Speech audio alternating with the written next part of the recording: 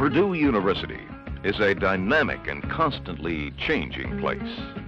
Many landmarks and traditions have faded into its history. Perhaps the only aspect of Purdue that never changes is its memories. Certainly, the alumni who return each May for Gala Week haven't forgotten. In 1955, Henry Houston was Purdue's oldest living alum. He attended classes, worked, and played on the Purdue campus of the 1880s. He remembered Ladies' Hall when it was known as Arc Hall, the first permanent building north of State Street. Purdue Hall when it was men's dormitory. He probably knew and possibly was a member of the ancient order of dorm devils who specialized in general deviltry and held wild initiations. These members of the classes that were graduated in the early 1890s saw the young campus expand still further, making Hoosiers realize that Purdue University was a milestone in the progress of Indiana.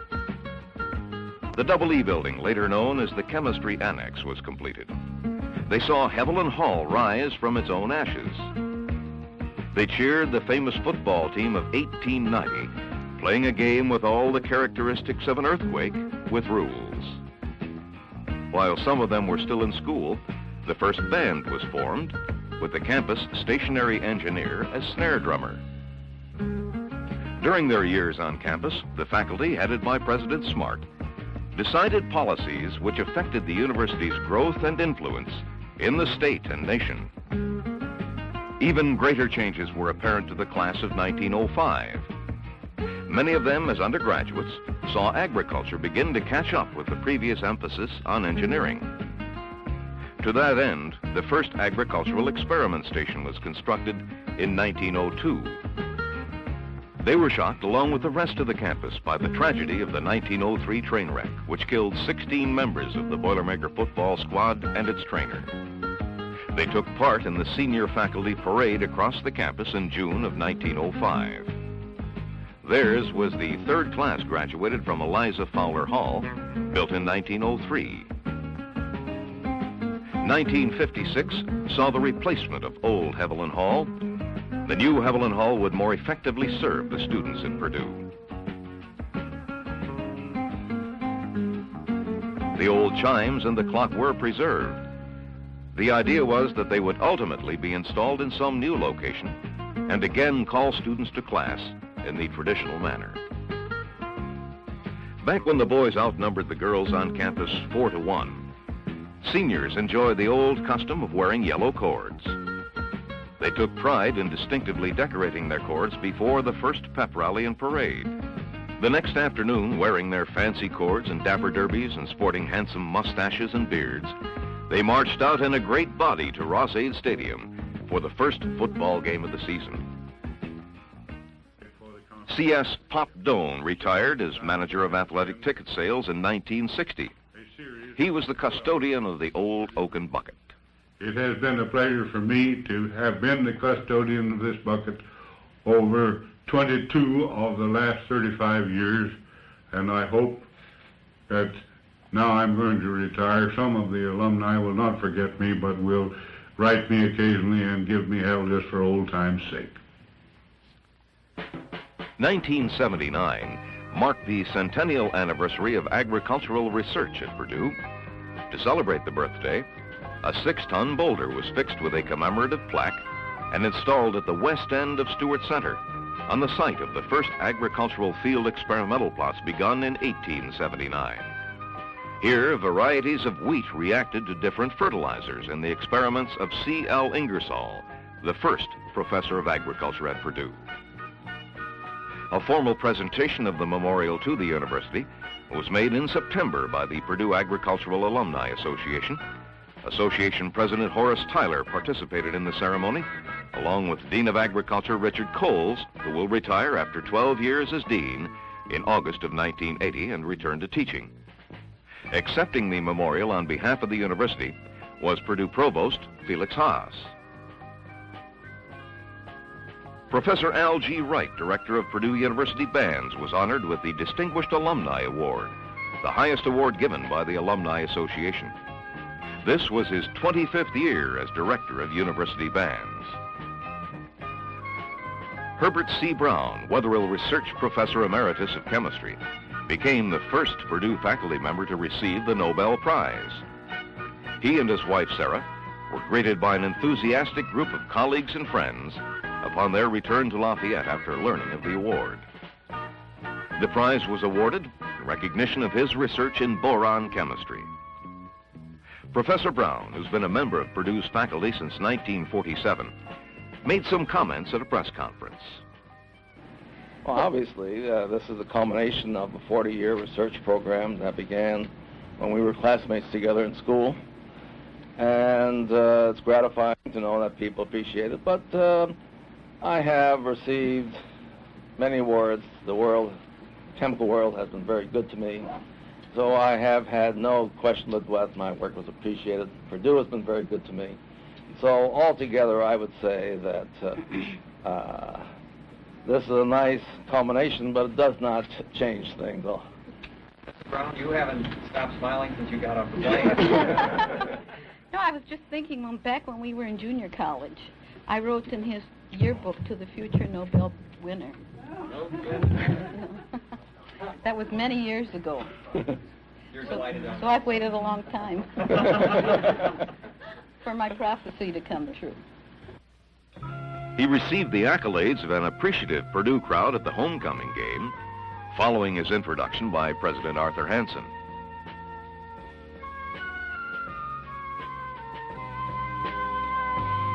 America's farms and forests produce 1 billion tons of plant waste each year. In theory, at least, this is enough to handle the nation's liquid fuel needs, now filled by petroleum. Purdue University scientists are working on a process that converts corn stalks, wood shavings, and other cellulose waste material into alcohol, competitive in price with gasoline. The research is underway in the Laboratory of Renewable Resources Engineering in the Engineering Experiment Station. The group is headed by George T. Sow, Professor of Chemical, Food, and Agricultural Engineering. The researchers had to breach one of nature's fortresses that has resisted scientists for more than half a century. A major component of plants is cellulose, a tough, hard substance that resists attempts to break it down. In 1977, they developed a process that breaks down almost 100% of the cellulose, which is easily converted into sugar or glucose. This sugar can then be converted into alcohol. The scientists have been refining the process and working on the problems of scaling up from laboratory procedure to industrial operation. Reorganization of health sciences activities at Purdue was authorized by the Indiana Commission for Higher Education. The dean of the School of Pharmacy and Pharmacal Sciences is Vero E. Tyler. Purdue's newest academic unit, which became official July 1, 1979, is the Schools of Pharmacy, Nursing, and Health Sciences. This unit comprises the existing School of Pharmacy and Pharmacal Sciences, which has been on campus since 1884, as well as the former Department of Nursing, which was part of the School of Technology. The third school, the School of Health Sciences, is a new unit for Purdue and comprises a portion of the Bionucleonics Department in Pharmacy, as well as the existing Medical Technology program in the School of Science. I will head up as dean these combined schools, and I shall also retain my title as Dean of the School of Pharmacy and Pharmacal Sciences. Dr. Helen Johnson, who was formerly head of the Department of Nursing in the School of Technology, will head up the School of Nursing, and Dr. John Christian will retain his title as head of the Department of Bionucleonics in Pharmacy, as well as head of the new School of Health Sciences. We believe that there are some very exciting things in store for this combined schools. For example, in the School of Pharmacy and Pharmacal Sciences, we are looking forward to a new degree program which we hope to implement in the next few years. one that will give all of our professional students a Doctor of Pharmacy degree after a 6-year program.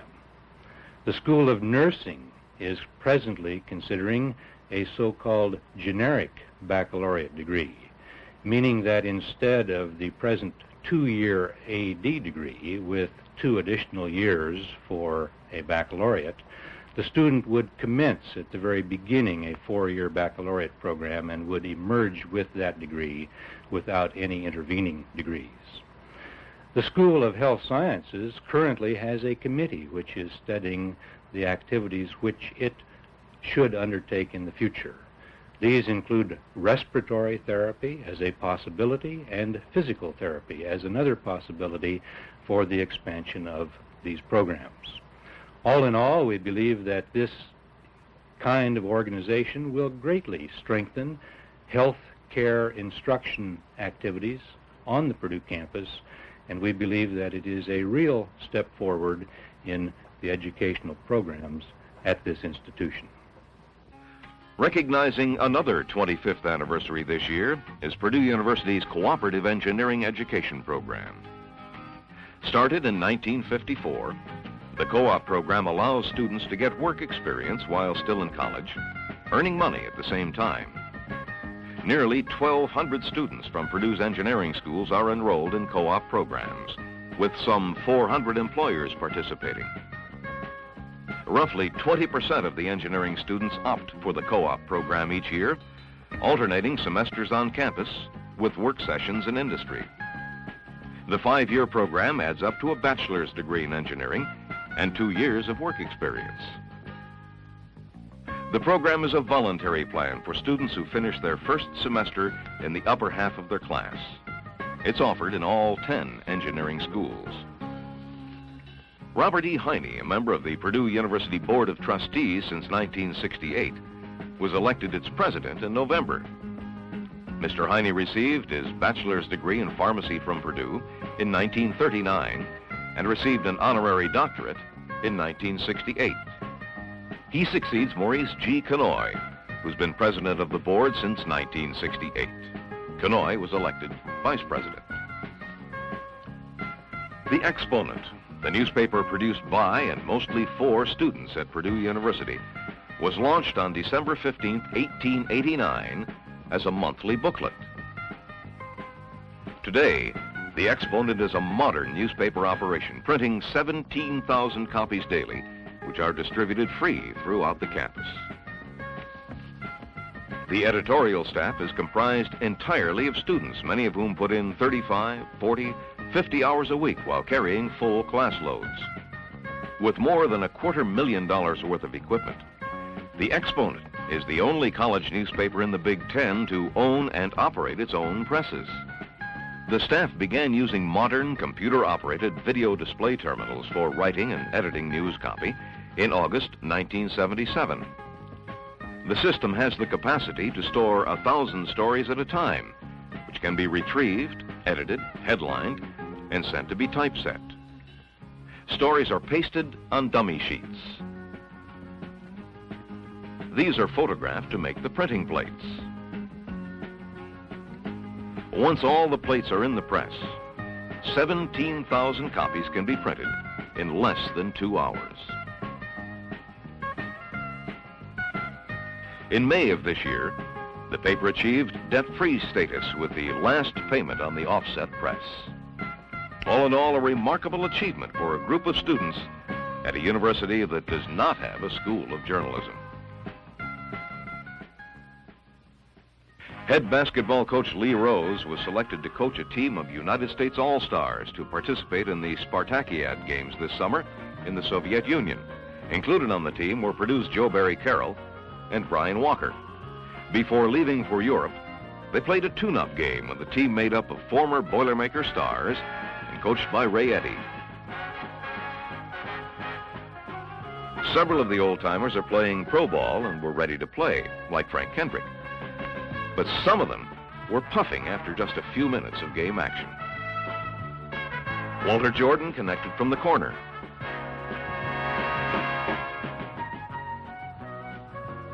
Rick Mount hit one of his patented jumpers. Everyone had a good time, and the game experience proved to be good for the United States team, which went on to win 3 of their 4 games in the tournament. The Boilermaker varsity basketball team's success was highlighted by the performances of All-America and All-Big Ten center Joe Barry Carroll. The 7-foot 1-inch junior captured the Big Ten scoring crown, pouring in 429 points for a 23.8 average, and becoming the Boilermakers' all-time single-season rebounder with 336.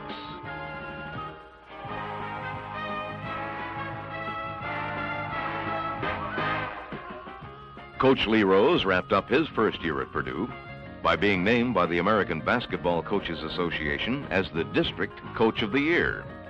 He guided his team to a school record of 27 wins.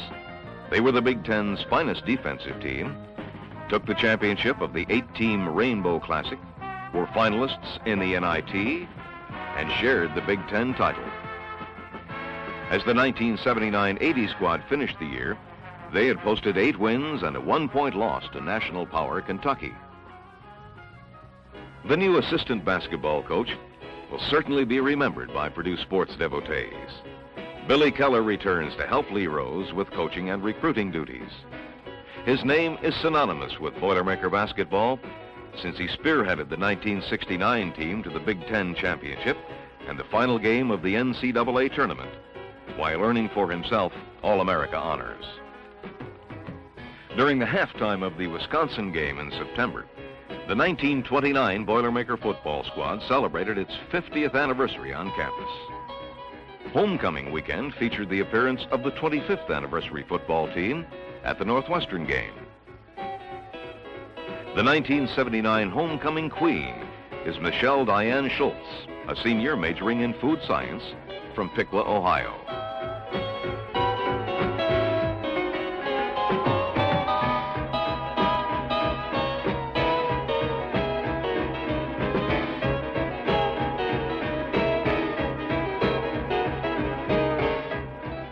The new Boilermaker Extra Special was unveiled at homecoming. Built on a golf cart frame, the vehicle can be operated at indoor events as well as outdoors. Like its larger counterpart, it will become a well-known part of Purdue's image.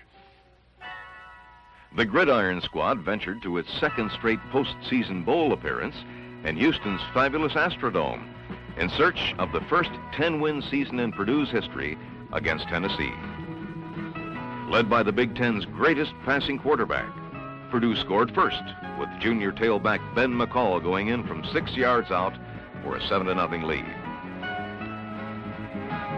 Mark Herman then passed to his old high school teammate Bart Burrell for 12 yards to make it 14-0 midway through the second quarter.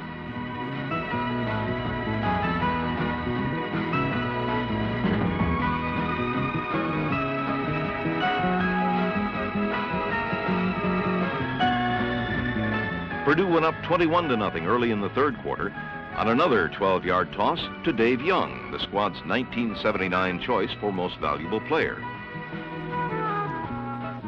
The Volunteers raged back to go ahead by 1 point. Herman then led the Boilers one more time down the field and hit Young again for the winning touchdown.